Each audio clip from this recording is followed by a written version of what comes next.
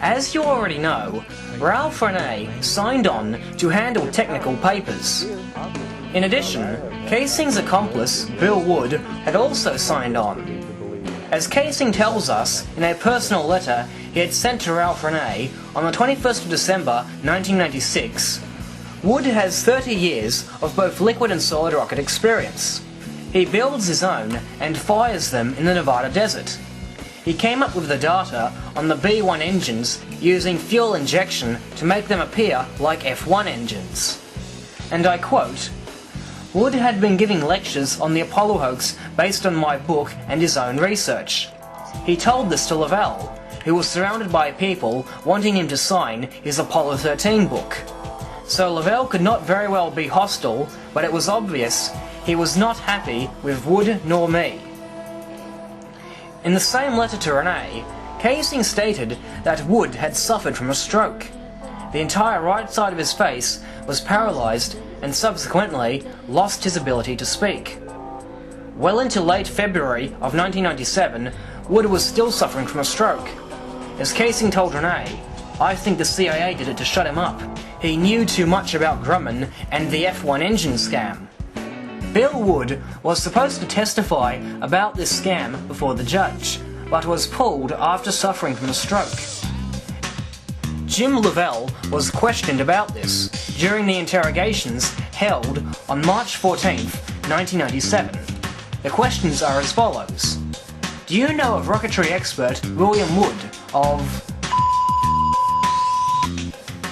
Are you aware that Mr. Wood presents lectures in which he offers evidence that men have never landed on the moon? Are you aware that Mr. Wood suffered a stroke on September 20th, 1996, the day after you received the plaintiff's summons? Are you aware that Mr. Wood has lost his power of speech and cannot walk unassisted? Are you familiar with CIA expertise in inducing heart attacks and strokes and their proficiency in torture as recently reported in the Baltimore Sun, Appendix B? Curiously, although it has been well documented that Bill Wood attended this conference with Bill Kaysing, Lovell answered question 6 with a definite no. He avoided questions 7 to 9 with, "I am not aware that what you say is true or not true," and for 10, "I am not familiar with the accuracy or inaccuracy of your statement." During these interrogations, Jim Lovell had made several other blatantly false and easily disproved statements. Kaysing had asked him, "Did you know Virgil Gus Grissom, deceased astronaut who was burnt to death on January 27, 1967, in a command capsule which could be opened only from the outside?" Jim Lovell denied that the capsule could only be opened from the outside. This is not what space historian David Shayler told us in his book Disasters and Accidents in Manned Spaceflight. When asked, Lovell also denied that Grissom hung a large lemon on the capsule he died in, even though his widow, Betty Grissom, testifies that her husband did just that, both in her book Starfall and on NASA's website. During the second set of interrogations, Lovell was asked, "Were the stars difficult to see when you were in the capsules during the Gemini and Apollo missions?" He was also asked, "Were the planets hard to see?" His responses to these questions were, the stars could only be seen during the nighttime segments of the orbits around the Earth on the Gemini missions. During the daytime segments of the orbits, the stars could not be seen even though the sky was black because the eyes were acclimated to the bright reflection of the Earth. On Apollo, the stars could easily be seen when the moon cut off light from both the sun and the Earth. Whenever Earthshine or sunlight was in field of view, stars were hard to see. The planets were no different from the stars on the flights to the moon. I've talked to a number of top-level astronauts, both locally and elsewhere, and they say that the astronauts would have been overwhelmed by the sight of trillions of stars, not to mention Jupiter and Saturn and the other planets and so forth, but not one picture has ever come back from the alleged trip to the moon showing the stars in all their magnificence, nor do any of the astronauts comment on the stars. They completely ignore it. It would be like going to Niagara Falls and talking about the hamburger you ate.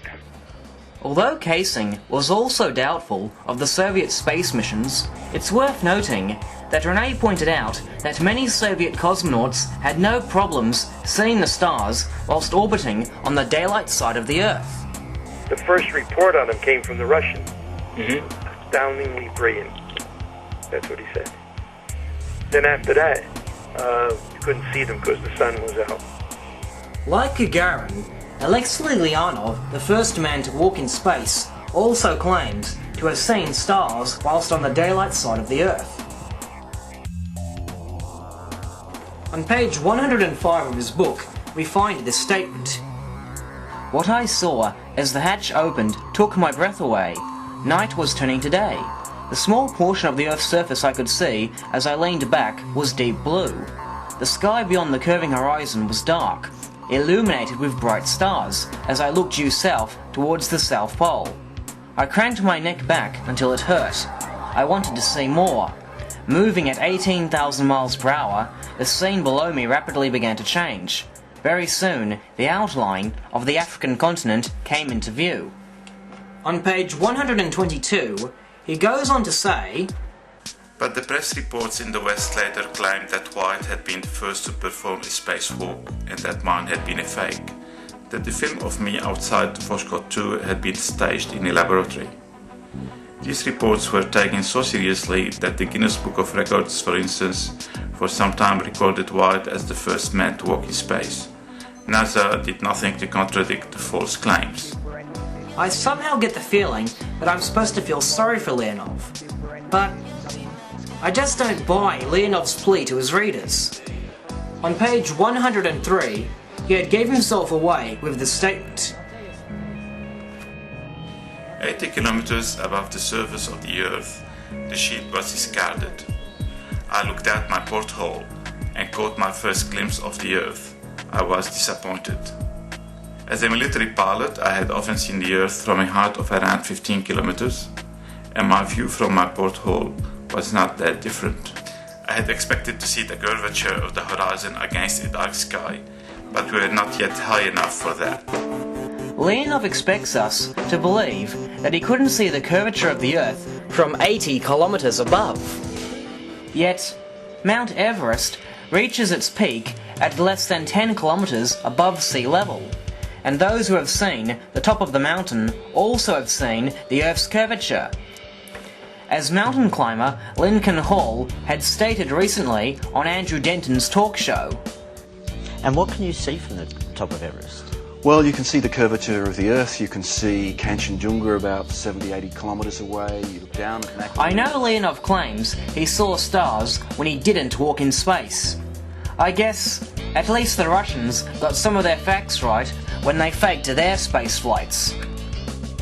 More recently, when Michael Melville became the first non-governmental astronaut aboard Spaceship One, he had no difficulties confirming what Kaysing had been saying about seeing stars and planets. The astronauts would have been overwhelmed by the sight of trillions of stars, not to mention Jupiter and Saturn and the other planets and so forth.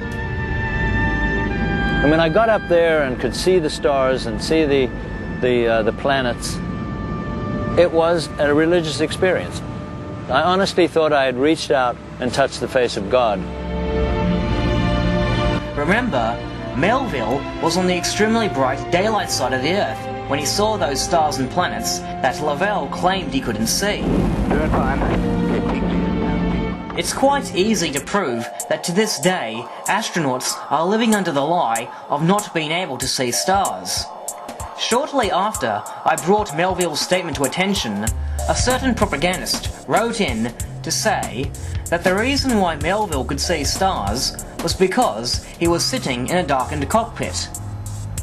Unfortunately, this reason conflicts with the testimony of shuttle astronaut Ronald Parais.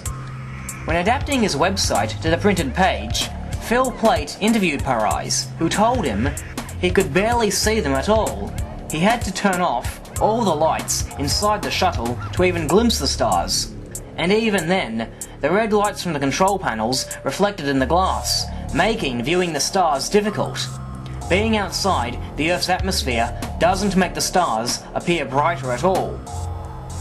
And yet, Melville, under the exact same conditions as Parise, had no problem seeing the stars and planets.